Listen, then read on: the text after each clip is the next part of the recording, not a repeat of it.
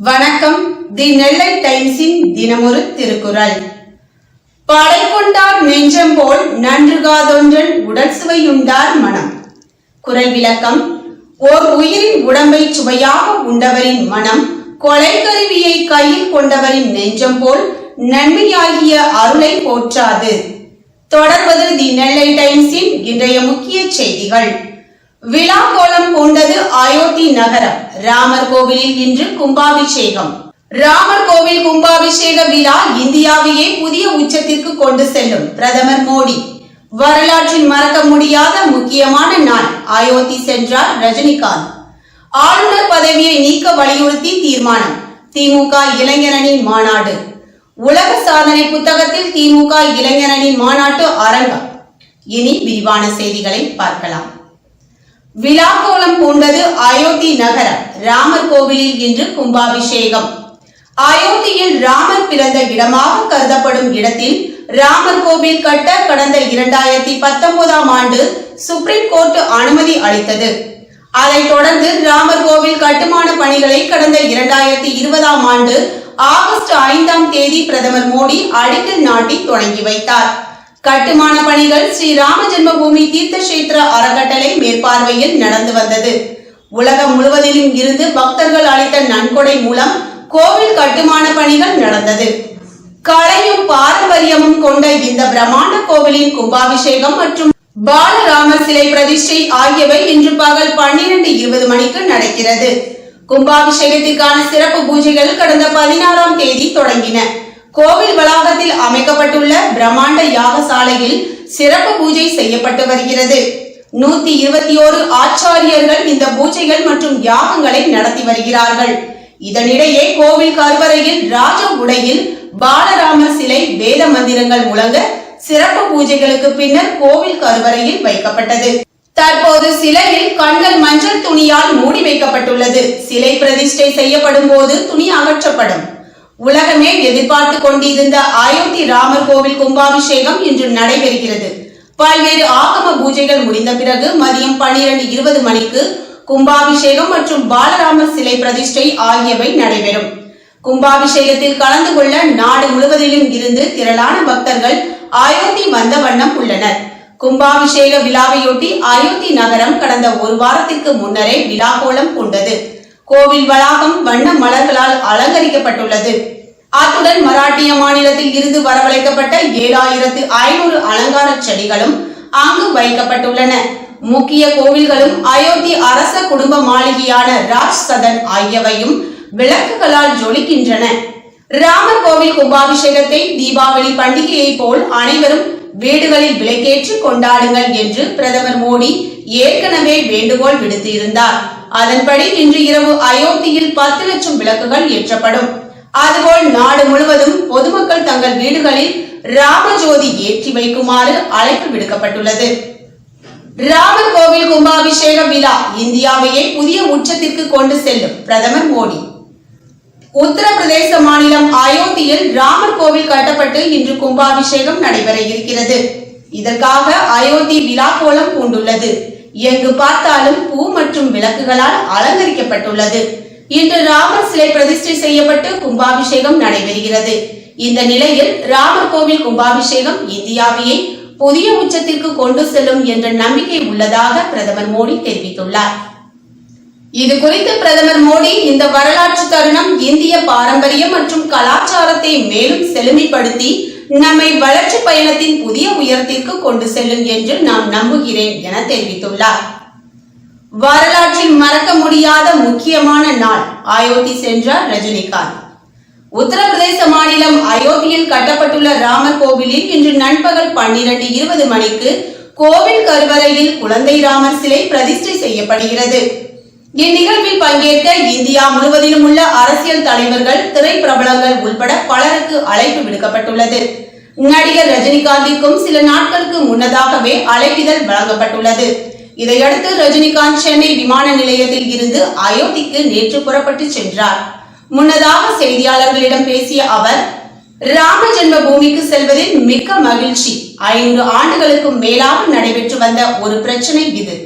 உச்ச நீதிமன்றம் இதற்கு தீர்வு கொடுத்துள்ளது. தற்போது அது நிறைவேற்றி இருக்கிறது. இந்த நாள் வரலாற்றில் மறக்க முடியாத முக்கியமான நாள் என்று தெரிவித்தார். ஆளுநர் பதவியை நீக்க வலியுறுத்தி தீர்மானம். திமுக இளைஞர் அணி மாநாடு. சேலத்தை அடுத்த பெத்தநாயக்கம்பாளையத்தில் நேற்று நடைபெற்ற திமுக இளைஞர் அணி மாநாட்டில் 25 தீர்மானங்கள் நிறைவேற்றப்பட்டன.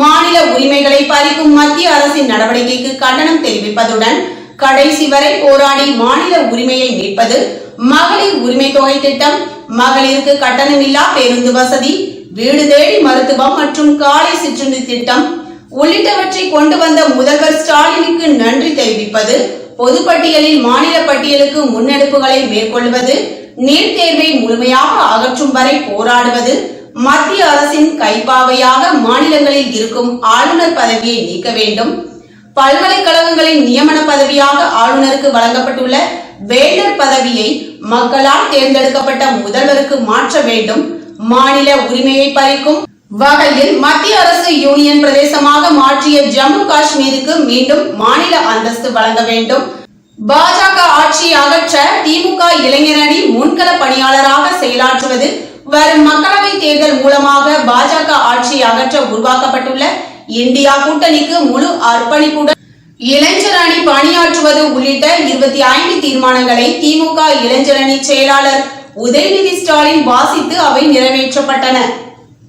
உலக சாதனை புத்தகத்தில் திமுக இளைஞர் அணி மாநாட்டு அரங்கம்.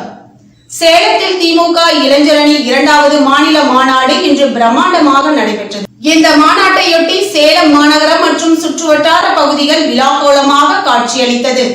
சேலம் பெத்தநாயக்கம்பாளையத்தில் 9 லட்சம் சதுர அடி பரப்பளவில் மாநாட்டிற்கான அனைத்து ஏற்பாடுகளும் செய்யப்பட்டன. 1.5 லட்சம் பேர் அமரும் வகையில் பிரம்மாண்டமான முறையில் பந்தல் அமைக்கப்பட்டது. மாநாட்டு திடலில் லட்சக்கணக்கானோர் மாநாட்டை கண்டுகளிக்கும் வகையில் ஏற்பாடுகள் செய்யப்பட்டிருந்தன. இந்நிலையில் திமுக இளைஞர் அணி மாநாட்டிற்கான சேலத்தில் அமைக்கப்பட்ட அரங்கம் உலகின் மிகப்பெரிய தற்காலிக மாநாட்டு அரங்கம் என்ற யுனிக் வேர்ல்ட் ரெக்கார்டு புத்தகத்தில் இடம்பெற்றுள்ளது. இந்த அரங்கம் 9.50 லட்சம் சதுர அடி பரப்பளவில் 45 நாட்களில் அமைக்கப்பட்டுள்ளது குறிப்பிடத்தக்கது. வெள்ள பாதிப்பு LIC சலுகை. தமிழகத்தில் வெள்ளத்தால் பாதிக்கப்பட்ட பாலிசிதாரர்களுக்கு சிறப்பு சலுகைகளை ஆயுள் காப்பீட்டு நிறுவனமாக LIC நிறுவனம் அறிவித்துள்ளது. இது தொடர்பாக LIC சார்பில் வெளியிடப்பட்டுள்ள செய்திக்குறிப்பு: தமிழகத்தில் வெள்ளத்தால் பாதிக்கப்பட்ட பாலிசிதாரர்களுக்கு சிறப்பு சலுகைகள் அளிக்கப்படுகின்றன. அதன்படி பிரீமியம் தாமதமாக கட்டணத்தில் இருந்து விலக்கு, இறப்புரிமங்களுக்கு இறப்பிற்கான எளிய ஆதாரம், இறப்புரிமத்திற்கான விண்ணப்பம் அளித்தால் போதுமானது, காவல்துறை அல்லது பிரேத பரிசோதனை அறிக்கை தேவையில்லை என தெரிவிக்கப்பட்டுள்ளது. அயோத்தியில் ராமர் சிலை பிரதிஷ்டை, நெல்லையில் வீடுகளில் விளக்கேற்றி வழிபாடு. உத்தரப்பிரதேச மாநிலம் அயோத்தியில் ராமர் சிலை பிரதிஷ்டை செய்யப்படுவதையொட்டி திருநெல்வேலி மாவட்டத்தின் பல்வேறு பகுதிகளிலும் வீடுகளிலும் விளக்கேற்றி ஞாயிற்றுக்கிழமை வழிபட்டனர். அயோத்தியில் ராமர் சிலை பிரதிஷ்டை விழா இன்று நடைபெற உள்ளது. இதையொட்டி நாட்டின் அனைத்து பகுதி மக்களும் தங்களது வீடுகளின் முன்பு விளக்கேற்றி வழிபாடு செய்ய பிரதமர் நரேந்திர மோடி வேண்டுகோள் விடுத்திருந்தார்.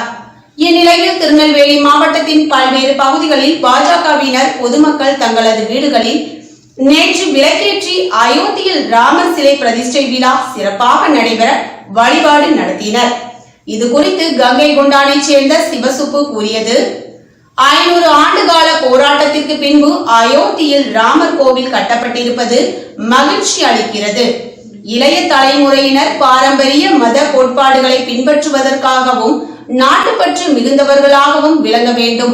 பிரதமர் மோடி வீடுதோறும் விளக்கி சொன்னதை வரவேற்கிறேன். அயோத்தி ராமரை எண்ணி ஒவ்வொருவரும் தங்களது வீட்டில் இருந்தே விளக்கொளியில் பிரார்த்தனை செய்து மன அமைதி, உலக நன்மையை அடைய வேண்டும் என்றார். வாக்காளர் பட்டியல் பணி ஆய்வு கூட்டம். இறுதி வாக்காளர் பட்டியல் வெளியிடுவதற்கான மேற்கொள்ளப்பட்டு வரும் முன்னேற்பாடு பணிகள், சிறப்பு சுருக்க முறை திருத்த பணிகள் 2024 குறித்த ஆலோசனை கூட்டம் திருநெல்வேலி மாவட்ட ஆட்சியர் அலுவலகத்தில் ஞாயிற்றுக்கிழமை நடைபெற்றது. வாக்காளர் பட்டியல் பார்வையாளரும் தமிழ்நாடு வீட்டு வசதி வாரிய மேலாண்மை இயக்குநருமான சரவண வேல்ராஜ் தலைமை வகித்தார். வாக்காளர் பட்டியலில் திருத்தங்கள், புதிய சேர்க்கைக்கு அளிக்கப்பட்டுள்ள மனுக்களை விரைந்து பரிசீலித்து பட்டியலை சரிபார்த்து முடிக்க அவர் அறிவுறுத்தியுள்ளார். வீரவநல்லூர் அருகே ஓய்வு பெற்ற ஆசிரியரின் வீட்டு பூட்டை உடைத்து 25 பவுன் நகைகள் திருட்டு.